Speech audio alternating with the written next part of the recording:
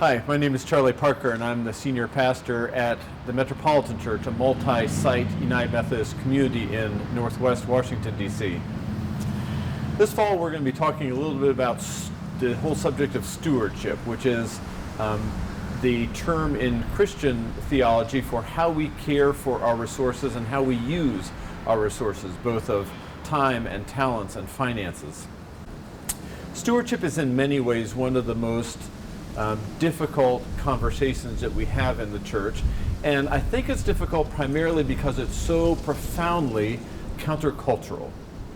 We live in a society that tells us that our value in many ways is a function of how much we own and how much we earn, where we operate with the unstated value that the one who dies with the most stuff wins. And stewardship is, in contrast, the witness that our faith is actually most rich and full by virtue of what we give. How we give of ourselves, how we give of our time, how we give of our resources. And stewardship is the spiritual discipline of figuring out how we give with a sense of generosity and joy that is, that fulfills and enriches our lives. Stewardship is about also the way that we support and, in very tangible ways, value the work that our church does. So in our metropolitan community, stewardship is about how we go about extending radical hospitality, how we reach out to communities that are outside of our church walls in support and love, and in that way how we share the good news of Jesus Christ with the people around us. It's about how we go about the work of transforming people's lives through Christian education, through spiritual disciplines.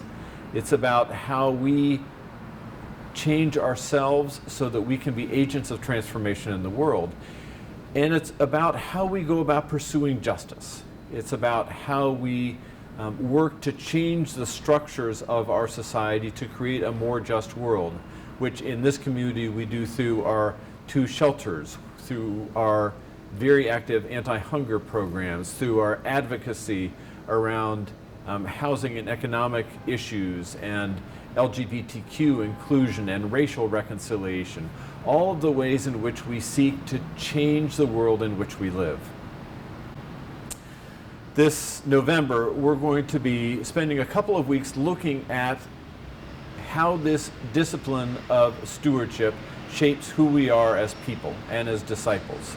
We're going to start off the first Sunday in November, which is traditionally All Saints Sunday, by looking at the ways that faith has been an anchor for all of the generations that have come before us, and how that faith has shaped our community over the lives of centuries.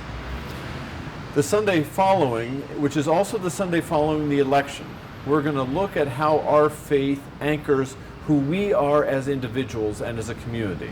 And in the midst of the turmoil of our American political season, and in the midst of all of the turmoils of our lives, our faith is an anchor that allows us to live with joy and fullness in the midst of all of the uncertainty. And then we're going to close out looking at the way in which our Metropolitan Church is an anchor for our broader community.